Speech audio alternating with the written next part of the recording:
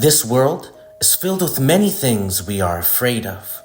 Monsters under our bed, shadows in our closets.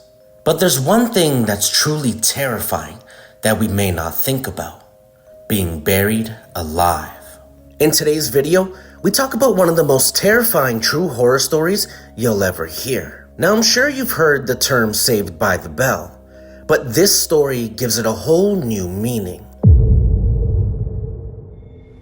The term Saved by the Bell is an idiom commonly used to describe people who escape difficult situations thanks to a last-minute solution. But the lighthearted phrase actually may have a true scary story behind it, related to a medical condition known as catalepsy. Catalepsy is a medical condition in which a patient endures an uncontrolled state of muscle rigidity and irresponsiveness. The condition is often linked to episodes of catatonia. Although the disease is widely understood now, in the past, it caused sufferers to be mistakenly buried alive. After newspapers reported on these tragic endings, writers like Edgar Allan Poe built similar incidents in his own creepy stories. The frequency of catalepsy patients being mistaken for dead people led to a string of quick-fix solutions by doctors and gravekeepers, though many of these great ideas created new horrors of their own. One well-intentioned yet morbid solution was the creation of waiting mortuaries. In these hospitals for the dead, the bodies of suddenly catatonic patients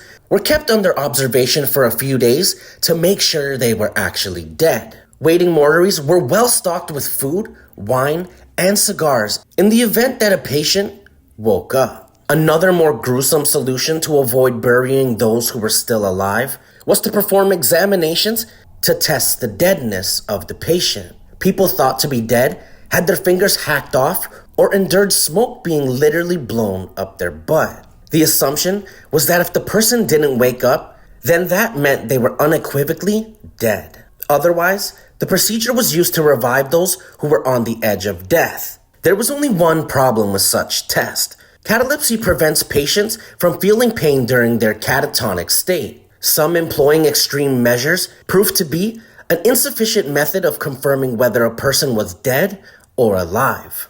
True scary stories of being buried alive also spawned the creation of safety coffins. In the 18th and 19th century Europe, especially Victorian England, enough people were being mistakenly buried alive that coffin makers came up with a number of solutions. These caskets were designed with above-ground horns or bells that a person who found themselves mistakenly buried alive could ring from the inside when they would wake up trapped underground. Some of these safety coffins also came equipped with a stash of poison in case the person figured out they couldn't be saved.